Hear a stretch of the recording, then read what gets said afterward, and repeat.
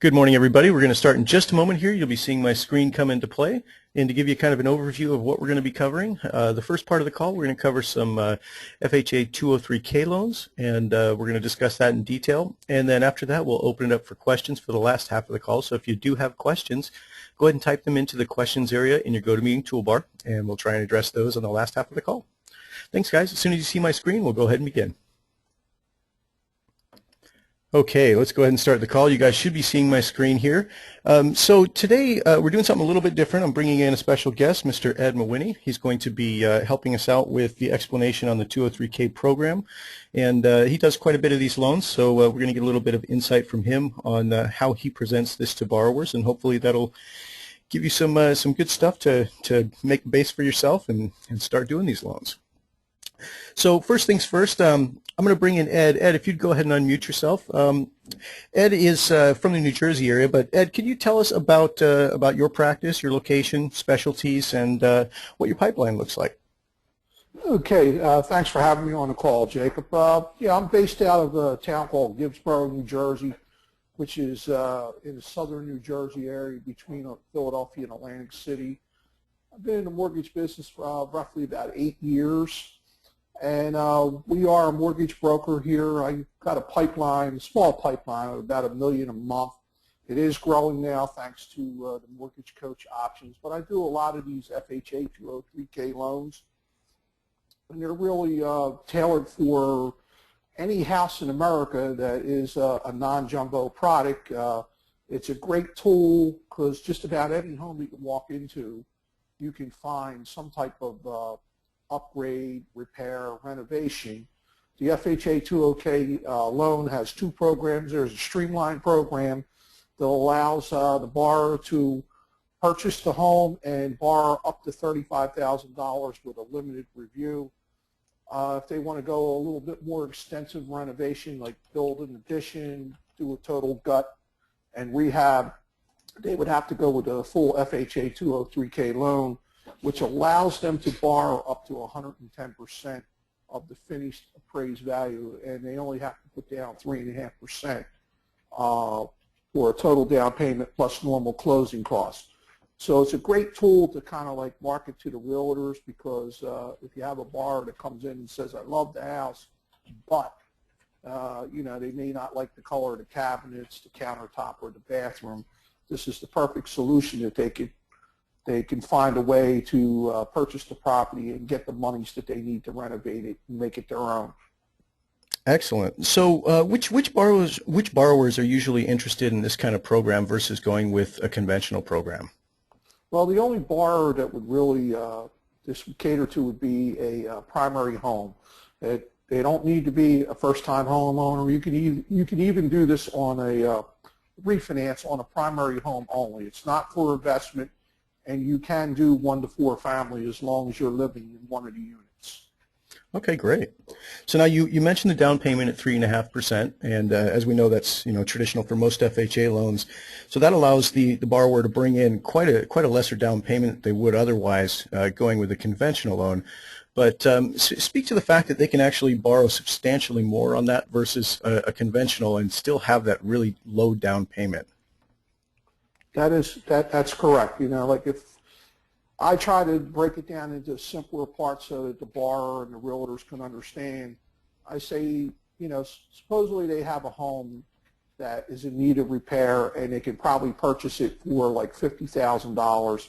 In order to make it the way they want it, they got to come in with another 50 grand to basically renovate it, upgrade it, and make it their own. So now they have a project that they invested $100,000 into, and the property is probably worth $125,000 when it's all done, because FHA will allow them to borrow up to 110% of that finished appraised value. So, but the best part about it is, in the conventional side, if they were to borrow $100,000, they're going to have to come up with at least 20% plus the renovation costs. Here with the FHA 203K loan, if the total cost is $100,000 to purchase and to renovate it, they're coming up with $3,500 for their down payment plus normal closing costs, instead of that $50,000 outlay plus the 20%. Excellent. So now what kind of limitations should the borrower be looking out for in terms of the appraisal? I know they need a licensed contractor for that, but what other things should they be aware of before they pursue one of these loans? Really, the only big catch is they have to have a licensed insured contractor in the state of which they're actually purchasing the property, and they have to have that property has to be their primary residence, and they have to start the work within 30 days of the settlement date. They normally get their rehab monies in anywhere from 3 to 5 draws, and there is a 10% holdback on the contractor to make sure that the work is done correctly and they get their monies released to them at the final inspection. Excellent, excellent. Thank you, Ed. So I think right now what we're going to do is we're going to go through just the data entry on putting in a standard FHA 203K loan. And I'm going to show you here in Edge what it looks like. And then after this, we're going to show you what Ed came up with. He came up with a rather interesting strategy that compares a 203K loan versus taking out a lesser loan and subsidizing the additional funding with either a credit card or an additional outside loan that's on different collateral. But right now, let's go through just the basic data entry on this. When you're in Edge, you're going to actually enter this just like you would a regular FHA loan. The real difference in this is that you're going to use the improved value as your property value. So let me show you what that looks like. So for instance, you can see that I've got a property here with a $150,000 list price. I am indicating that my improved value is going to be $200,000 when it's done. Now, as Ed said, you can borrow up to 110% of the improved value. So technically, I could probably go a little bit higher than this. But for this case study, I'm just going to show a $200,000 total value here. And you can see that I've just entered the 3.5% down like I normally would on any FHA loan. Of course, you want to make sure to check the FHA radio button. This is going to open up in the next screen the upfront MIP section for you. Enter your rate and term as you normally would. Then as you go through, you want to make sure and enter your upfront MIP. And this, of course, can be financed into the loan, so make sure to check the box there to increase the amount financed by the amount of the upfront MIP. Then you're going to want to associate one of your closing cost templates. And you can see I've already got one in here. Not much to it. Once you've got your costs created, once you've got these fee templates created, it actually makes your data entry quite a bit faster. So definitely do take a little bit of time to at least set up a purchase and a refi fee template for yourself. The people that have the most success with these templates set up purchase and refi templates for each loan type they're offering. So for instance, FHA purchase and refi, they'll do a VA, they'll do USDA, they'll do conventional, and then any other types of programs that are offered through your lender. You'd want to make sure and have fee templates for those so it'll save you some data entry time. But I should note that one of the new features that we recently released was the ability to copy your fee templates, and that is in your settings area. So if you've got one template in there, you can turn this into 8 within 2 minutes, and that's simply by using the copy function. Go to your settings area inside Edge and click on the template you want to copy, hit copy, and it'll produce a new version of that you can modify and rename as something else. So keep that in mind. It's a great trick to speed up your data entry time, and well worth it because now you've got all your fees itemized as well. So after you've got your fees in there, now it's time to get to your monthly cost screen. And of course, you're going to enter your hazard insurance, your taxes as you normally would. The mortgage insurance, we are at the 1.35 factor here. And then because this is a high LTV FHA loan, you want to make sure that you put nothing in the MI cutoff percentage. Really doesn't matter if you have something there or not. The most important part of this is that you need to make sure and tell Edge this has to carry for the life of the loan. So I put an MI cutoff month of month 360. Now the checkbox is on the side. The top one, this is specific to FHA. FHA mortgage insurance can actually decline based on the balance every year. So in order to make it do that in the amortization, you've got to make sure and check this box here. Now MI is still currently tax deductible, so if you do want to show it as a tax deduction, you can check this box here and it will be added to the tax benefit row on your programs. So that's the basics on the FHA 203K data entry. As you can see, it's exactly like doing a regular FHA loan. You're just basically going to start with the improved value. Now let's bring in what Ed did. Ed had put together a presentation, and let me bring that over for you. And this is basically comparing a 203K loan at the $200,000 mark versus a 10% down $150,000 loan with a $50,000 credit card on the side, and then the same loan with a $50,000 outside loan.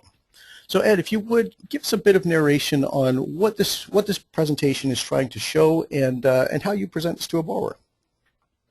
Well, basically, we've broken it down into three loan scenarios. We have over on the left-hand side the 203K. The second one would be a 20% down, or actually a $10,000 down payment with a $50,000 credit card, and the third one would be a $50,000 second. And what I'm trying to illustrate here to the realtors and to a potential borrower, that it's much better all the way around as far as your monthly payment is concerned and your initial down payment and closing costs to go with a 203K versus spending $50,000 on your credit card or out of your bank account or taking a second loan. As you can see on the FHA, we're talking about $13,260 for a down payment versus $16,260 for the conventional side and also on the second. But more importantly is the impact that it has on the payment. As you can see with the credit card payment, well, we estimated with simple interest that they were going to be paying about $1,000 a month in non-tax deductible interest payments on those credit cards. So you're going to be saving right off the bat about $611 a month by going with the 203K. And if you were to take a second loan out, you would be actually saving $272 a month using the 203K. So it's just a better loan program all the way around. Excellent. So to further show you guys this, the savings over 60 months, remember this is the total interest in MI savings over the course of 60 months, and naturally you can change this metric to show any length of time that you'd like. But as you can see, the FHA loan, it's about square with this third program here in terms of the amount of interest that they're paying.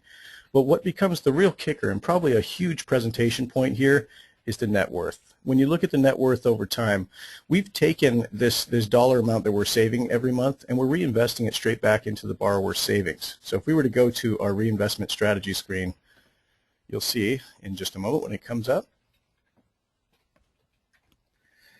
When we go to the reinvestment strategy screen, we're taking that $611 that they're saving and we're putting straight back into their savings account. So they've got they've got money that's going to continue to grow over time, and you can see what their balance looks like at 15 years just by using that additional money that they would otherwise be popping into the credit card.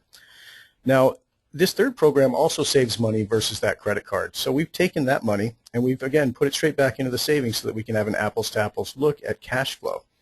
Now, when we look at the total long term here, the accumulated totals are pretty staggering. On the FHA loan, they've got $143,000 in the bank at 15 years, whereas on these other two programs, I mean, the middle loan, they're not saving any monthly amounts, so they're not able to contribute anything back into the accumulation monthly.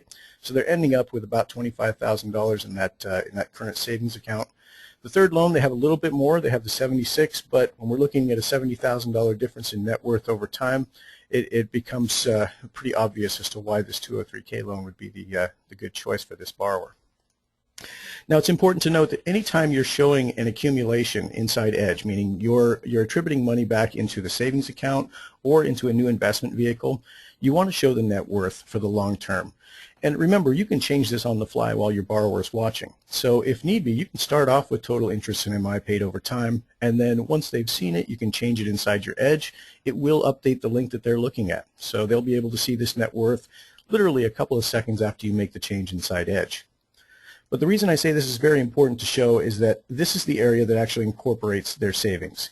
So the total net worth in Edge is comprised of their total equity at this point, plus whatever they have in their savings account. That's going to give them their total net worth. And you can see that their savings are obviously rather drastically different over time, but the net worth is really the main kicker here. We've got $322,000 in net worth on our FHA loan because, one, we're taking out a higher priced house now. We're going on improved value. So we're assuming that once all this work is done, the house is going to now be worth a higher amount than these other two with relatively the same down payment.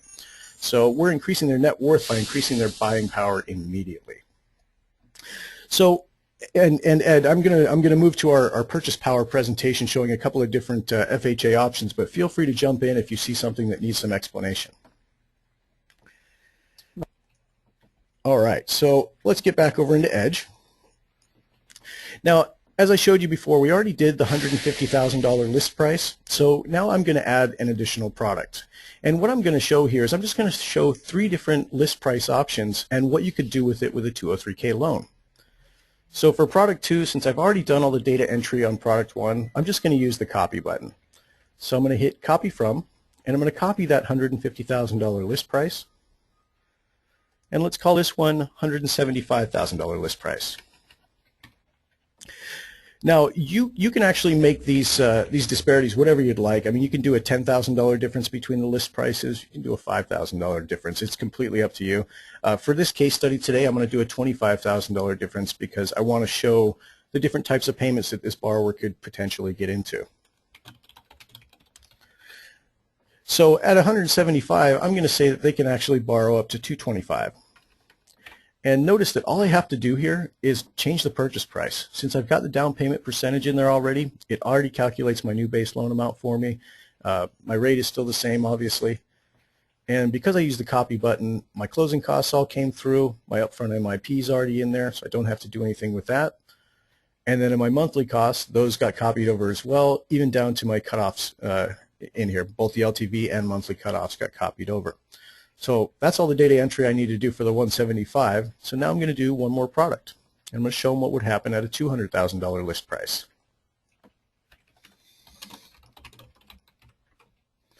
And we'll do the copy from again.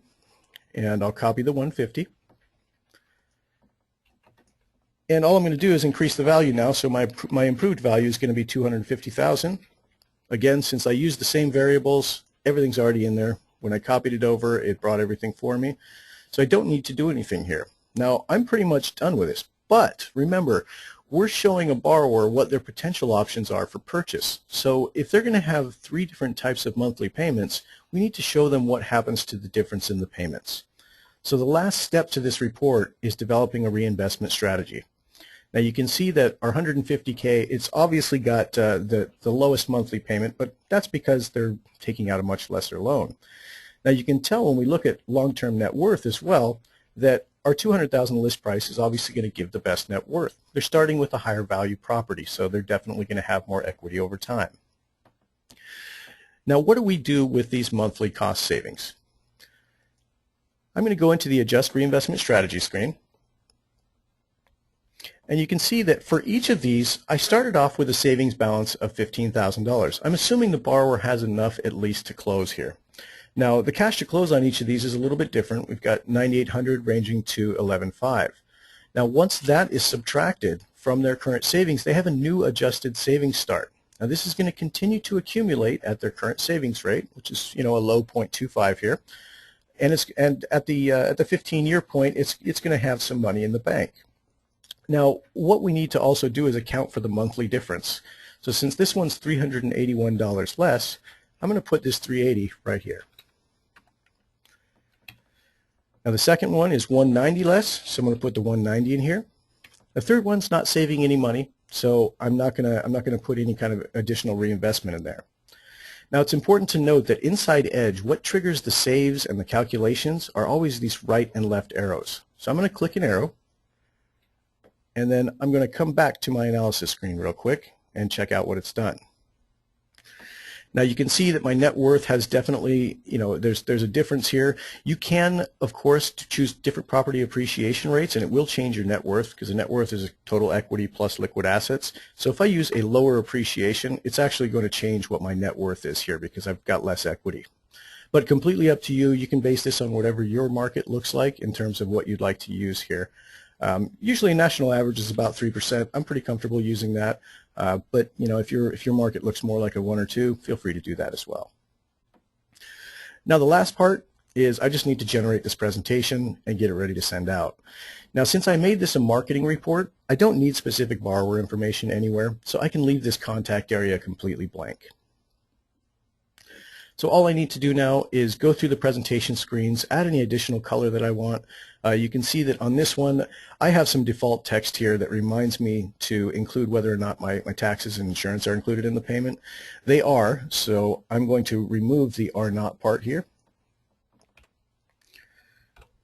And now my payment notes are good. And when I get into the monthly payment savings, this is pretty self-explanatory. There's not much that needs to be said here, so I don't think I need to type anything additional on the sidebar text. But when I get to my 60-month review here, I might want to give a little bit more color on what this is. So obviously, yeah, it overviews my short-term payments. What does this actually mean? So I would probably say something like, this compares the total unrecoverable costs for each loan program.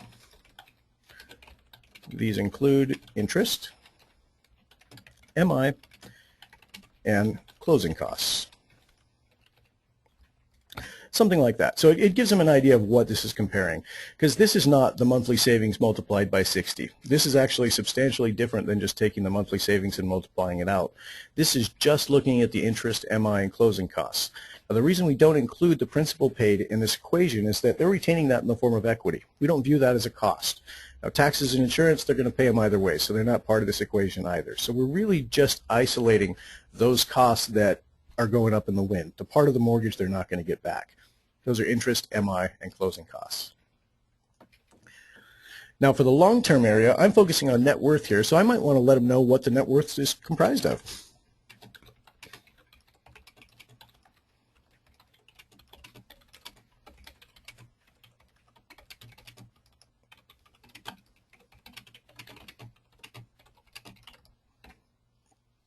So pretty easy information there. You don't have to put a whole lot in there, but always good to give just a little bit more color on what it is. Now, naturally, you're probably going to put a video on this as well, so you'd want to explain it during your video. But remember what we discussed in the last couple of weeks and during the coaching calls recently. You don't want to overflow the information in your video. You kind of want to keep it very cursory and bullet point-like, and allow the presentation to really allow the numbers to do the work for you. But beyond that, at the end of your video, you've got to have a call to action so you can explain it further to your borrower. You are the mortgage professional, so you understand all this stuff by default. They're not going to understand it right away. So the idea is to give them a little tidbit during the video to explain what you're trying to show, and then call them to action. Make sure that they're going to, make sure you let them know that they need to call you so that you can discuss this further and give them all the details of these different loan programs. All right, so last part is we need to make sure and assign a quote date. And it looks like I got a little bit of a spelling error there. There we go. All right, so thanks, Will. So again, good point here. Always check your spelling and make you look like you know, less than professional if it's not spelled right on your presentation. So check that out. So last part is make sure and put a quote date in there. I'm going to assign it for today's dates. This is important because you're quoting a rate. Anytime you've got a rate on any kind of a marketing presentation like this, you definitely want to qualify it with a quote date, because if somebody revisits this quote 2 weeks down the line and rates are totally different, you don't want to be held responsible for, you know, quoting a rate that's not correct. So make sure you always put in a quote date here. Now the last part is generate your link. Now once you've generated the link, it's going to pop up a short link on the screen for you. You can then take this link and actually copy and paste it. So you can right click on it, hit copy, and then paste it straight into an email to your client, and it's ready to go. Now if you want to add a video to this presentation, which for marketing presentations I would always recommend adding a video, hit add audio video. This is going to open up a new window here, and it's going to show you what your presentation looks like. So you have a live preview of it, and then you'll be given the option to actually record. So at this point, I usually take a few minutes to go through the data, make sure everything looks the way I expect it to look, and go back and make any corrections that I think need to be made. Like Will brought up earlier, check your spelling at this point, go through the more infos, just make sure that everything here looks good, looks the way you expect it to look. Now remember, you can also highlight here on your Edge presentation. Now, when you're recording a video, it's not going to capture your mouse movements. It only captures what comes through your video recorder. So it's just what comes through the webcam, either audio or video, that it's going to capture. But whatever state you leave your report in when you're done with it, it's going to show up that way when the borrower opens it. So for instance, if I need to highlight things like the cash to close, there's really not much difference in the cash to close between these three different options. But there's a pretty substantial difference in how much of a loan we're taking out. And of course, the reason for this is we're only using a 3.5% down payment. So the idea behind this, when I'm pitching this to a borrower, is look, the cash to close is just about the same for a $75,000 disparity in your total improved value. So is the $2,000 that you're spending additional here for cash to close worth an additional $75,000 in property value? Of course it is. So that's one selling point for doing these. Now the other thing you can do is you can drive your client's attention to specific information on the report. So if you wanted, for instance, to kind of give them a little bit more of an explanation in terms of what this 60-month savings is, I might highlight the interest and MI paid row and then the closing cost row, because those are the two figures that when added up equal the total cost.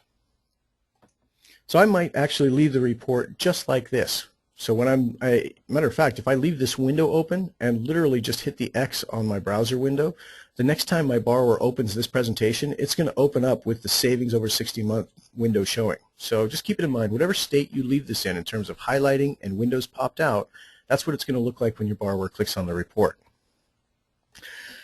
Now last part here, once I'm done going through it, making sure all my verbiage is correct, highlighting the areas that I'd like to highlight, I'm actually going to go in here, and you can see my net worth is actually higher on the low end of this of these loan programs, and the reason for that is I've got more to reinvest back into that savings account. So I might actually go in here and hit the more info, and I'm going to draw the borrower's attention to the difference in the savings balance, because that's what's really making the net worth come up in this case. Now lastly, I'm going to record a message. So you're going to hit the record message button, and you should see yourself. Hi everybody. You should see yourself in the video recorder. If you don't and you're using Google Chrome, this is just a very recent ad that they did in their browser. If you don't see yourself in the window and it's just black, there's probably a toolbar at the very top that says, do you want to allow Google to use your webcam? You got to hit allow on that one, otherwise you'll never pipe into the picture. So keep an eye out for that. It's exactly the same color as the other toolbars, so it's very easy to miss. But if you are running into that, check for that toolbar. 10 to 1, that's the problem if you're in Chrome. All right, so when you're ready to record your video, one of the things I always say, and probably if you've been on these calls before, you've heard this too many times already, but I'm going to tell you one more time. Put a bullet point list up behind your webcam. Take a little Post-it note and literally stick it right behind your webcam. Now the reason for this is you need to make sure that you can maintain eye contact with that webcam. Imagine it's your customer, your client that you're talking to directly.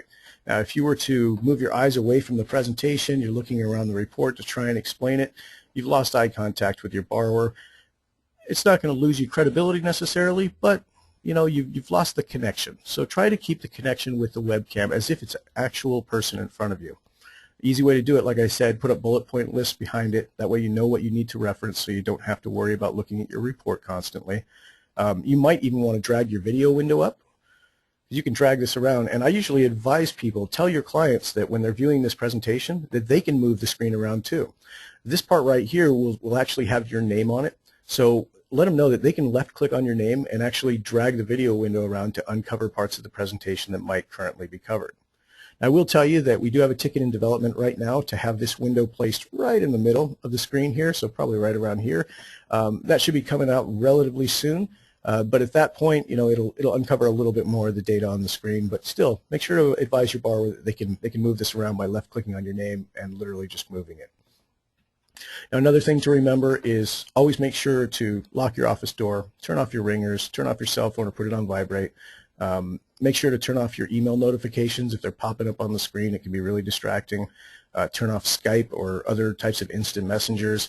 It'll really get annoying if you're halfway through recording a perfect video and somebody Skypes you right in the middle of it. Trust me, this happens to me quite often. The other thing is, make sure that there's not too much light coming in from behind you. If you've got a giant window behind you, close the blinds on it. Otherwise, you'll get washout lighting behind you, and it'll make you look pale and kind of weird. It'll also make it a little bit fuzzy. Now, if you're using a super duper high def camera, I will tell you that the best cameras for edge production videos are going to be the cheapest ones you can find. The ones that don't have the HD settings, the ones that don't have the follow my face routine, that don't have the additional screen captures on them. You want to get the cheapest one you can find. And the reason is, this is not a traditional video recording. This is a video recording of streaming video. So the smaller the stream is, the better your recording is going to look, the better it's going to line up with the audio, the less hiccups you're going to have in it. But if you've got a really high HD camera, it's going to produce a huge video file, and it's going to be laboringly slow. So if you do have an HD camera, disable the HD settings when you're recording inside Edge. Make sure to disable the autofocus, and if you have a follow my face type of program in there, make sure to disable that, because it'll constantly cause that screen to move around. Basically, it'll pull in and out like a zoom and pan, and it looks kind of weird in the video. So if you do have one of those, you can usually open up the settings box that comes with your webcam. So for instance, on a Logitech, you'll have Logitech software that you can open, and there's settings in there where there's check boxes where you can uncheck the follow my face or the HD settings for that matter. But if you guys need a list of webcams that we've tested out and we know that work really well in terms of the stream, send us a note over at support. We'll give you a list of those webcams. They've got links to purchase them on Amazon, but you can find them just about anywhere. But basically, the Microsoft LifeCam, everything from the VX2000 to the VX5000 are definitely going to be the recommended webcams to use. Now, once you're done with your recording and you hit stop on your recording, that is automatically appended to your presentation. So when it's in there, all you have to do now is send the link to your borrower, and when they click on the link, it's going to pop up with your video presentation over this report. Now keep in mind that if you're doing this on mobile devices, or if your borrower is actually clicking from the mobile device, it'll prompt them to install the app if they don't have it already. They do need to install the app to be able to see it on a mobile device. But once they do that, it'll open up the Edge presentation. It'll immediately start out with the video part, asking them if they want to watch a video. And if they hit yes, it'll pipe in the video on their mobile device, and they'll be able to watch your presentation. And then as they go through, once they finish the video, they'll actually be given things like the summary section that we're seeing up here. All these different graphics will appear as 4 different elements inside that mobile device presentation. So keep in mind that you can use Edge Live like we were doing here, the highlighting and stuff. You can use that to drive their mobile presentations too. So when you do something like click the More Info button here in Edge, if somebody's watching this presentation from a computer and you click this, it's going to immediately pop out on their side when it pops out on your side. The same thing happens with the highlighting. But I wanted you guys to know that the same thing happens on a mobile device. So when I click out this details section here, it's immediately going to change the screen on the app to go to this section of the presentation. So you can literally drive that Edge Live presentation no matter what device they're coming from. All right, so there's a couple of questions in the box. Let me see if I can answer these real quick, and we'll get it going.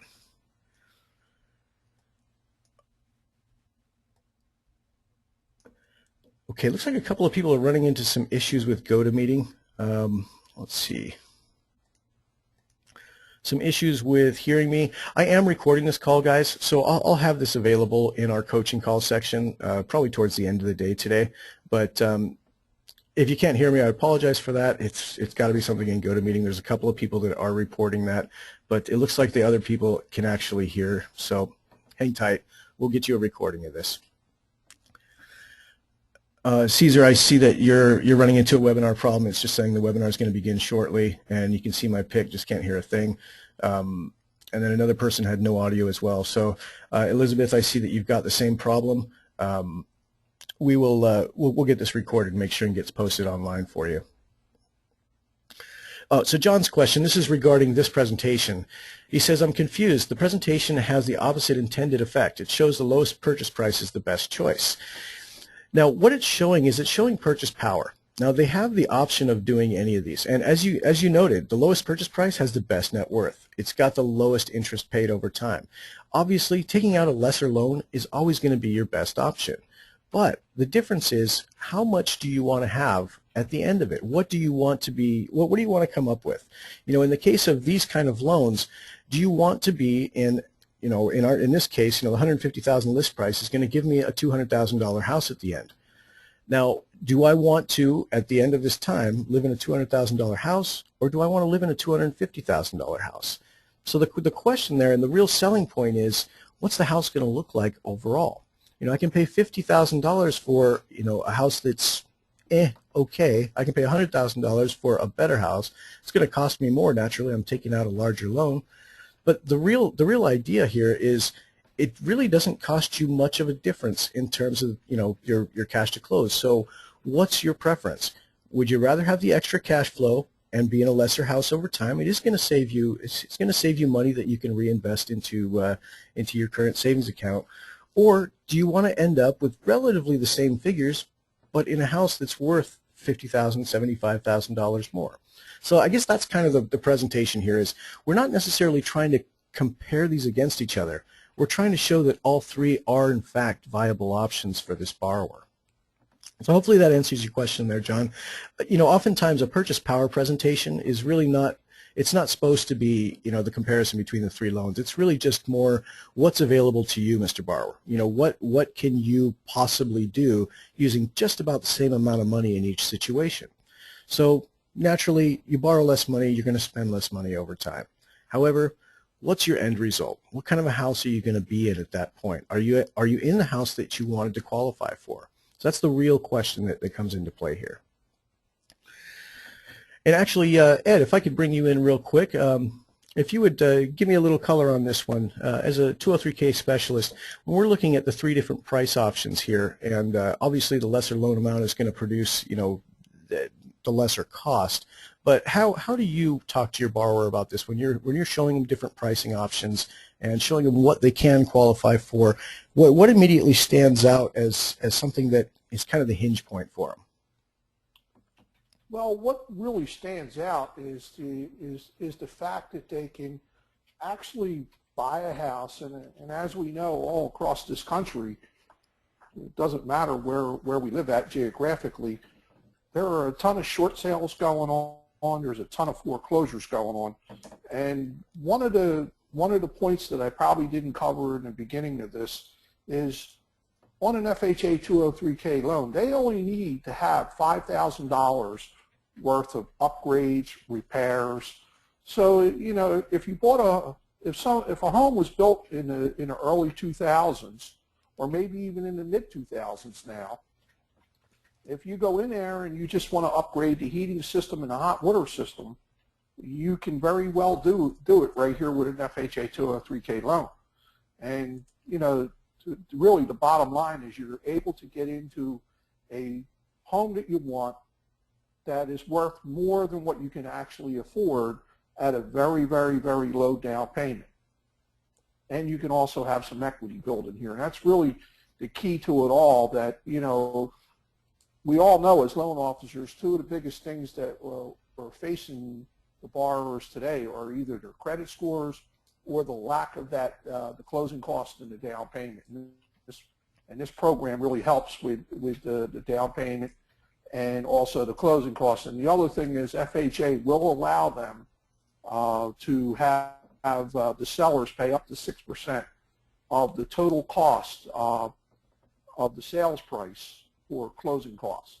So if you have a smart realtor and a savvy loan officer, you can really eliminate all their closing costs here, so they only have to really come up with the 3.5%.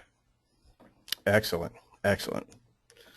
All right, so I don't see any more questions on this subject in the box. I know a lot of you are running into problems with the webinar. Again, I do have this recorded, so we will be posting it. But hang tight with me. If you need to jump off the call right now, if you're just getting that webinar spinning routine, my apologies. I'm going to contact GoToMeeting after we're done with this and find out what's going on. I know that they were running into some problems yesterday with some of the meetings, so I'll see what I can do to help. But again, this will be recorded. It will be available in the coaching call archive. I'm going to post it as a regular coaching call like I've been doing lately. As you can see up here, we've had a couple recently where we showed the new features in Edge, and then we showed how to create this Realtor Prospect packet. I'm going to be posting it here in the August routine, so you'll see today's call in here once we're done. All right, so let's get back into Edge, and let's cover a little bit of a different presentation now. So what I'm going to do is I'm going to show just a basic refinance scenario. And I want to show you guys the different reinvestment options that you have available to you. So I'm just going to call this one Joe Refi. And for my goals, remember there's only one goal in here that actually has logic tied to it, and that's the purchase a new home goal. When you choose this purchase a new home goal, what it does is it actually eliminates the need for a current mortgage. So since we're doing a refinance, we definitely don't want to choose this one. We're going to choose lower my interest rate. Now, there's a couple of new fields in here that you might need to be aware of. When you're doing refinances, we've added two new fields. We've got the original appraised value and the current total payoff amount. This is probably just going to be, I see a lot of people reporting the sound is not coming through. Ed, would you chime in real quick and just let me know if you can hear me? Yes, I can hear you. All right. Thank you, sir. All right. So let's continue going through this. So my current monthly mortgage payment, this is a data collection point. This is basically just what you're entering, what your client has told you that they're paying. This is actually not going to show up on your report. So what's going to show up on your report is the payment that's generated based on the data entry you're going to do in the next screen. So when we put in our property value, this is actually in red, so this is a required field. Let's say it's 250. And let's say that their original appraised value was only 200. Now the reason we put this new field in here for you is so that the MI can calculate based on that original appraised value. Obviously, unless they've had the house, reappraised, their value is still what it was back then when they took out the loan. So that MI, when they took out the loan, the LTV cutoff is going to be based on that original appraised value. And thank you. Actually, you guys, if you can hear me, would you mind chiming in over in the questions area? I see that Ken already chimed in. He says I can hear and see you fine. Anybody else, if you can hear me, I just kind of want to get a poll of how many people can actually hear. Thank you, Jason, Carrie, Chris, thank you, Mike. Thank you, Jason, Daniel, Michael, J, Pat, Tim. Awesome. Okay, good. Looks like we have a large percentage. Thank you, Brenda and Denise. Great. Thank you very much, guys. I appreciate that. It looks like we've got a few people in here that are not able to hear the audio. Apologize for that.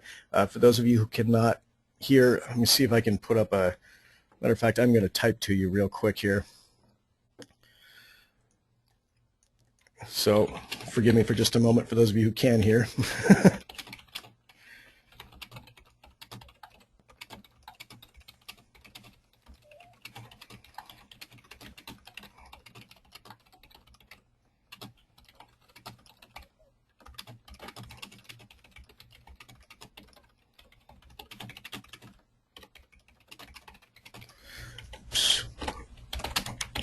So you have to excuse my typing. I know I'm kind of sucking at this right now.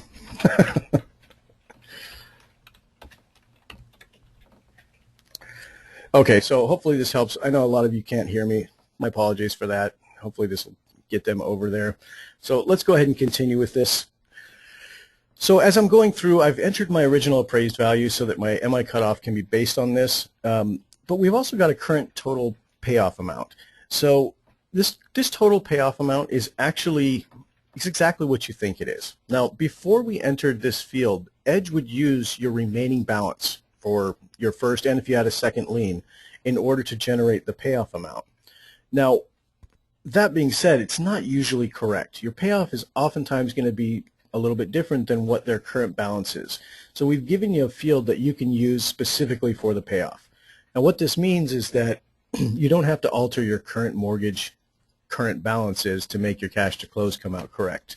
Your cash to close will take this payoff amount, subtract it from the new loan, subtract the closing costs, and come out with your total cash to close or cash due.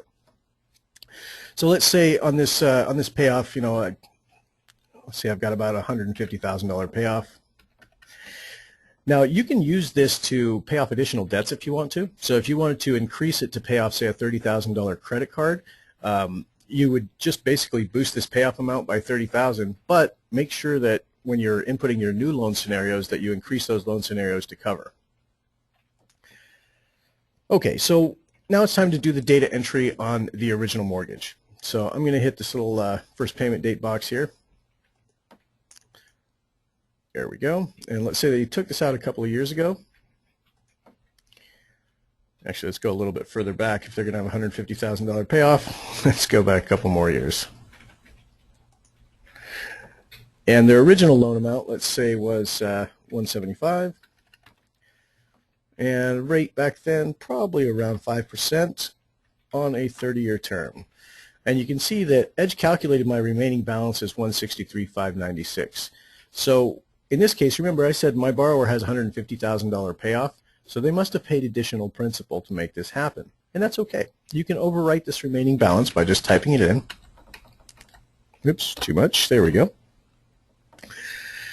And if you're going to overwrite the remaining balance, always remember, don't check the box to auto-update the balance. The reason this one is there is so that if Edge calculates the balance for you and you come back to this 2 months down the line, 3 months down the line, because originally when you were working on this file, something happened, it didn't go through. If that's the case, when you come back into Edge, if you've got this checkbox checked, it's automatically going to update that balance based on today's date. So if they've paid additional funds to reduce principal, don't check the box here because it'll overwrite your data entry as if they were just making regular amortized payments.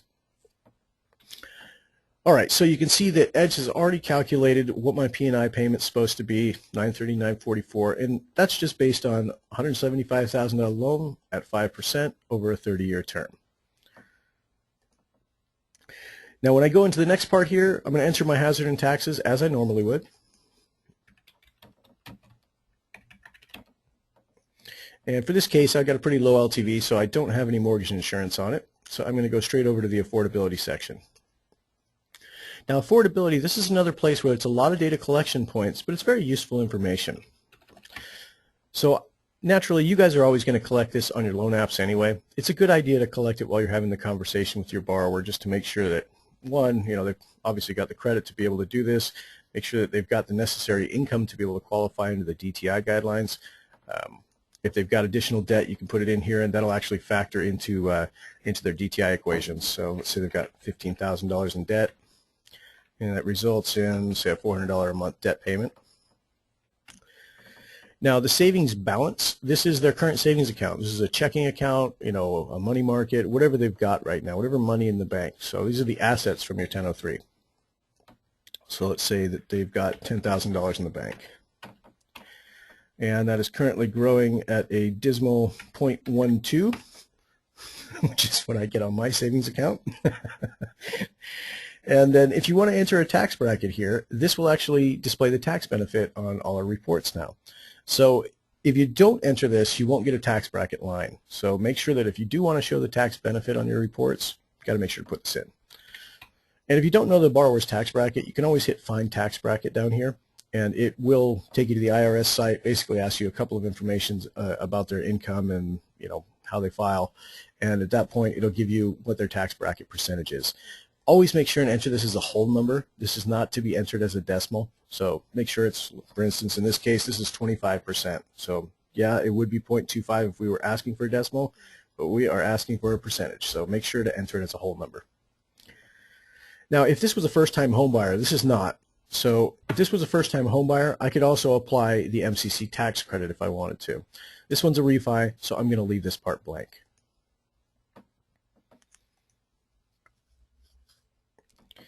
Now, the minimums and maximums, really not important for this presentation. We're just doing a refi. They're not looking for ideal payments. If they had a desire for cash out, you can put that in here. This doesn't forward a cash out amount over to the products section, just so you know. So this is, again, just a data collection point. Normally, I skip the screen. I've been lobbying to get it out of Edge. So now we're going to get into our new products. Now you can see that my current LTV, 60%, so whatever refi I'm doing, I'm not going to need mortgage insurance on it. That's awesome. Happy about that. The borrower is going to be happy about that. Now, how do we do a refi in Edge? Now the easiest way is simply toggle the refi switch. When you toggle the refi switch, it automatically brings in your base loan amount as whatever is necessary to pay off that loan. So I used the payoff field back here in my assumptions area to enter my 150. So it automatically brought in 150 as the necessary base loan amount for my new product. So I'll call this one 30-year rate and term. And let's say that I can get them about 4.5 right now on a 30-year term. Now you need to make sure and apply your closing cost details. If you don't want to itemize, that's okay. You can always enter these as ballpark figures. Just enter what your ballpark figures are in here, and it'll funnel through to your report. Personally, I prefer the closing cost templates because I can itemize them and I can save them. So there's my conventional 30 fixed. And then I'd need to, of course, modify the hazard insurance reserves and the property tax reserves. I always leave these blank in my templates because they're going to change on a case-by-case basis. So for the hazard insurance reserves, let's say they got about $400, and the tax reserves, maybe $600. And then I'm going to hit Apply to Loan.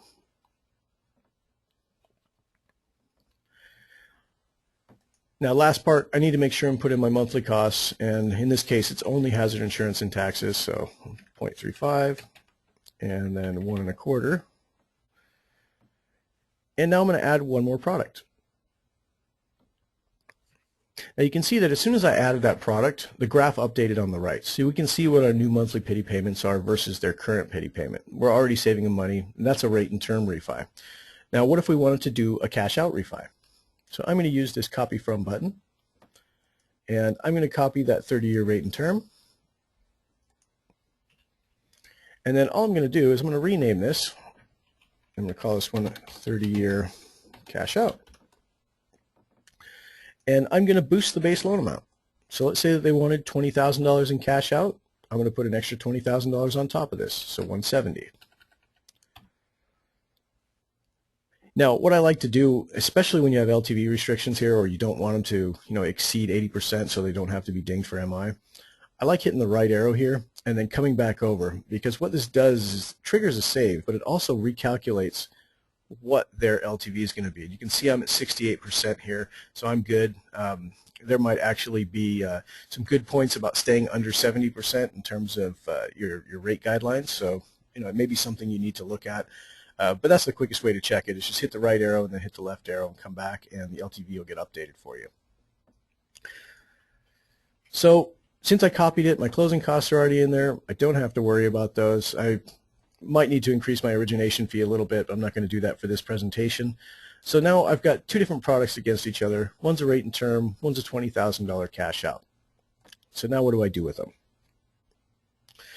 So I'm saving $179 going with the rate and term. I'm only saving $78 going with the cash out, but still saving money. So I definitely want to show a reinvestment strategy for these.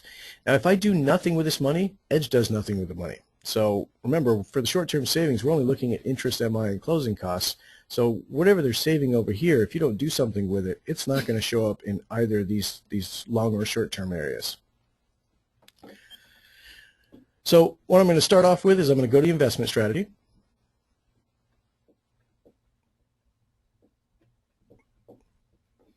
And I'm saving $179. So the question becomes, what do I want to do with this money? Do I want to put it straight back into their current loan? I mean, you can see that they're going to pay off their current mortgage in 22 years. If I refinance them on a rate and term into this new one, they've now got a 30-year payoff point. So there's a little bit of pain to that, knowing as a borrower, I'm going to have 8 more years of this loan. So I might actually, to begin with at least, show the borrower what happens if they just take that monthly savings and reinvest it straight back into the mortgage. And you can see that by doing that, they're actually paying off this new note faster than they would have paid off their old one. So that's a pretty good kicker for me. I think that that's the way I would recommend it to this borrower. Now, on the cash out, this one's a little bit different. They've actually got cash to play with now.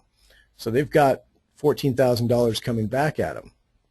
So what I'm going to do is I'm probably going to recommend a different kind of reinvestment vehicle. I'm going to take that $14,000, I'm going to put it right here. And I'm going to talk to my financial planner, my CPA, whoever you work with that helps you out with financial equations like this. And I'm going to find out what kind of a portfolio I can get. Maybe I can get a 2% rate of return on this. And I'm going to take that additional $78 that they're saving every month. I'm going to put it straight back into the payment here, or into their reinvestment vehicle. So I'll put the $78 there. Now remember, you can always customize these anytime you want. So if you were to double click on this field, this opens up another screen that allows you to indicate at what month you want what to happen. Now the way this works is that if you indicate a payment, say for instance at month 1, I'm indicating an additional $78 payment. This is going to continue for the life of the loan unless I stop it. So let's say, for instance, in the case where you're looking at MI drop-off or you're looking at paying off a second, where you want to have varying degrees of how much you're reinvesting every time. If you wanted to do this, say for instance, I had MI on this program and I'm saving $78 right now, but once my MI drops off, I'm going to have a little bit more to play with. So what I'll do is I'm going to carry that $78 payment for 60 months. Because let's say our MI cut off at 60 months here. Then at month 61, I'm going to change it. Oops, that's month 261. There we go. At month 61, let's say I've got an extra $200 that came from that mortgage insurance payment that I'm no longer responsible for. So I'm going to increase this now to 278. And I'm going to let that continue for the remaining life of the loan. So effectively what I've done is 60 payments of $78 going into this investment vehicle. Then at the 61st month, when that mortgage insurance drops off, I've increased it by the amount of the mortgage insurance, and that'll carry for the remaining life of the loan. And once you hit OK here, hit OK over here. And then again, I'm going to trigger a save. So I'm going to hit my right arrow, and then I'm going to hit straight back over to the left, and let's check out what we've got.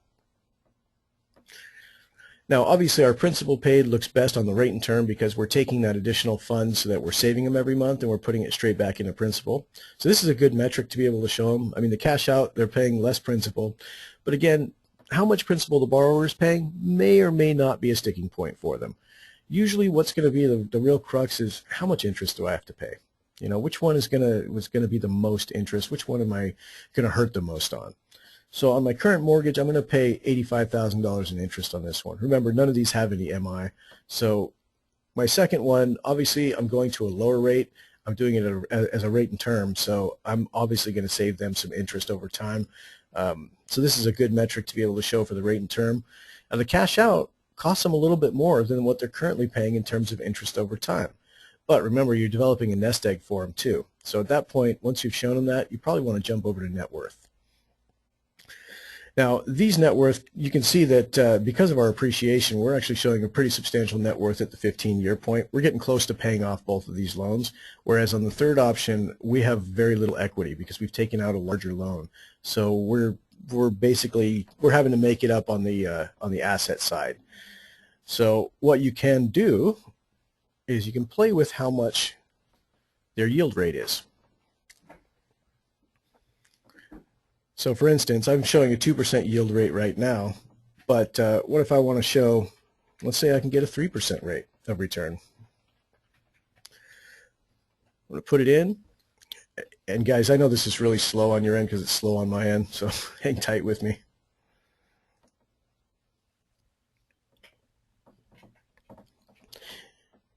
And I'm doing the right and left arrows just to trigger a save here. And you can see that I've now increased my net worth a little bit. I've got a bit bigger liquid asset going on here. But remember, they're cashing out. So the question is, what are they actually going to do with that additional $20,000? Are they going to use it to rehab their house? Are they going to use it to purchase an additional house? That's a great presentation, the move-up buyer presentation. They could potentially refi. They could cash out refi in the first house to use that money as a down payment for a second house. And it's obviously a great investor proposal. So Carrie's question real quick, do you add the savings from paying off the house in 20 years versus 22 years to the investment analysis? You can certainly do that. Basically what happens is when you're in the reinvestment strategy and you indicate a payment towards the investment or savings, it continues on for however long you have your long-term metric. So even after the loan's paid off, this is going to continue on. Now, in terms of these guys, because I wouldn't be responsible for the loan anymore, you're absolutely right, Carrie, and it might be a great strategy, is to take that full pity payment, that 1093, or actually, to tell you the truth, the 1272, and start reinvesting it at, what's this, 20 years and 3 months, or 4 months actually. So if we were to look at month 245, we could start reinvesting that 1272 back in. So let's do that. So I'm going to put in a 3 there, and then I'm going to customize this payment. I'm going to start it at month 245, and it was $1,271 that they were responsible for, and then that's going to continue on as long as I never cut it off.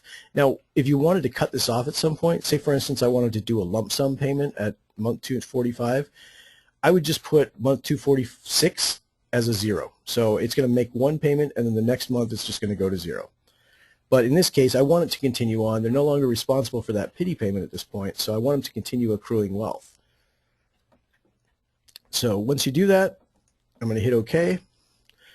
And I'm going to change my long-term analysis years here so it goes out far enough to be able to see this. So I'll take it out to 30 years. And check us out. We are pretty darn close all the way through. So not a whole lot of difference in the net worth. There is naturally going to be a difference in the liquid asset that they'll have accumulated, but we can even push it out farther. You know, if we wanted to go out to a 40-year point and just take a look at what a 40-year plan would look like. But again, that's probably a little too far down the line for most people to really wrap their head around. So I would stick generally within the 30-year time frame. All right, so it looks like we're done today, guys. It's 10 o'clock. I'm going to go ahead and close off the call. Thanks for joining me. I know it was a bit difficult because of GoToMeeting today. We will have this recorded, so if you want to revisit it, it's going to be in our coaching call archive, and I should have that up within the next couple hours here. But again, thanks for sticking with me. I know it was tough. Please do join us next week. We're going to have a different topic to cover. I want to thank Ed Mawhinney for coming in and giving us some insight on the 203K program. Thank you, Ed. Feel free to join us anytime if you've got some additional insight that you'd like to offer. And of course, you know, love having you on the call. So if you ever need to chime in, just feel free to speak up. All right, guys, let's go ahead and end this. Have a wonderful day, and email us over at support@mortgagecoach.com if you have any questions whatsoever. We're always happy to help. Thank you. Take care.